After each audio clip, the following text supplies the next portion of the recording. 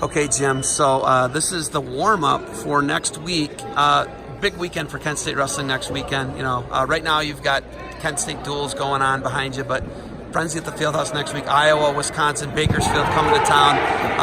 It's going to be a similar setup with less mats. Yes. But the stands, it's going to be a hostile environment. Everything's going to be real close. We're having a VIP section where you can literally eat and drink and stand right next to the match and watch.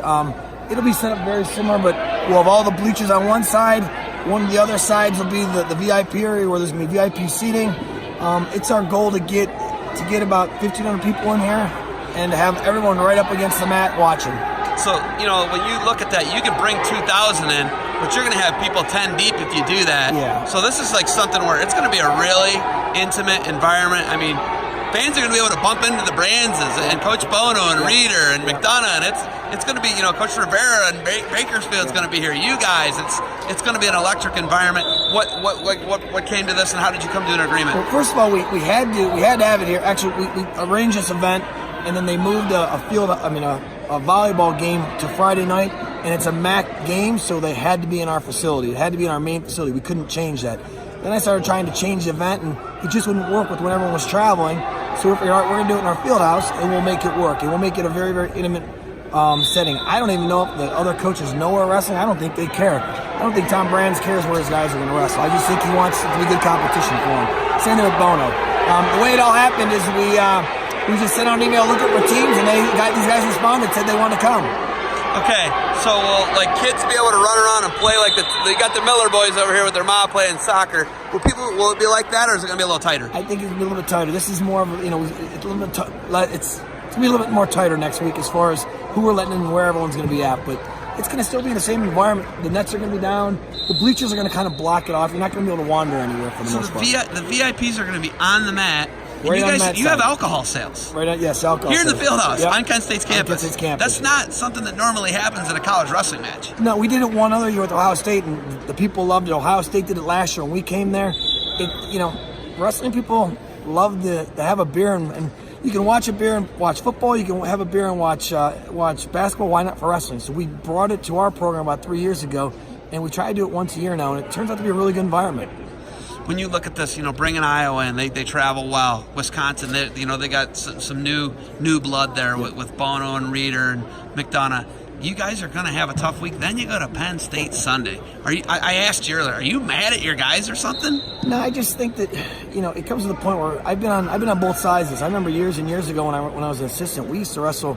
We went 1 year into the MAC tournament with 4 losses. We had the most wins in Division I, and we took 4th in our conference out of 5 teams. So finding wins isn't always the best scenario. I know you got to give your guys some situations to succeed, which I think we do.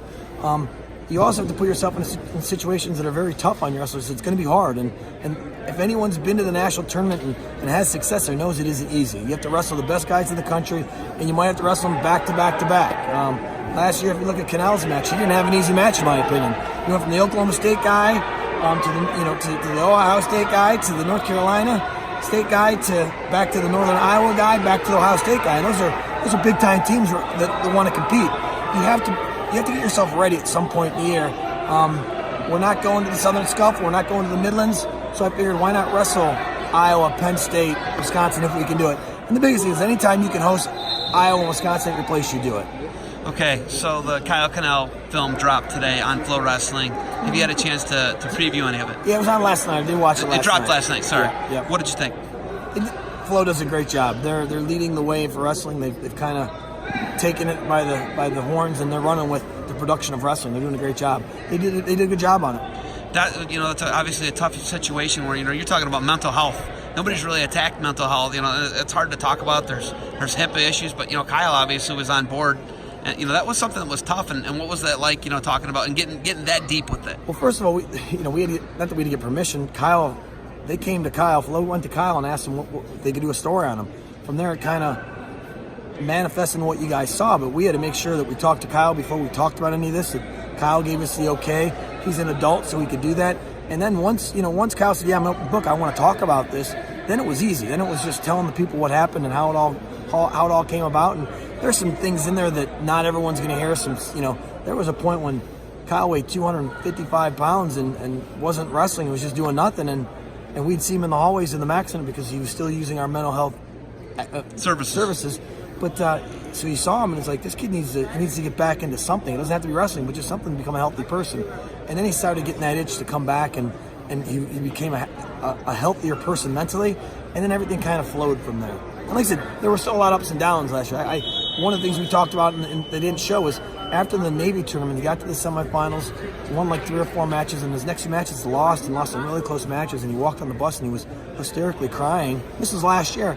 And I pulled him over, I go, what are you crying for, Kyle? And he goes, I'm letting people down. I go, Kyle, last year you weighed 250 pounds.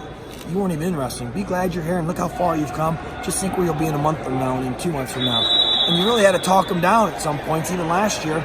But at the end of the day, he was a lot healthier last year than he was the year before and the year before that. So, he's, and even this year, he's got some issues right now that he's going through physically with his body that anytime a guy's injured, it messes with your mind. So we're always every day making sure that he's getting the people talking to the people that he needs to talk to be successful. Not in wrestling, to be successful in life. Okay. I think Ty's waiting for you. Okay. Dry Poacher's on the phone. You got anything else for me? No, just glad you came out and look forward to doing more of these. See you next week. Yep. Thanks for the time, Coach.